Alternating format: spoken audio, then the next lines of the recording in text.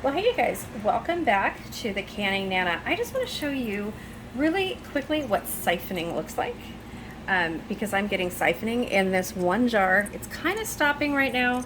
Well, no, you can hear it and you can see it coming out. So this is why you don't, there you go. So this jar was filled too far and I know it was. I saw it when I was putting it in there, and I put the lid on it anyway, which I shouldn't have done, but you guys can see. So normally this happens in the water, or it can happen after it comes out. So this is what siphoning is, okay? So it's when your jars are, they get either too hot too quickly, lose pressure too quickly, and the liquid in the jar starts coming out. So I just wanted to show you guys what siphoning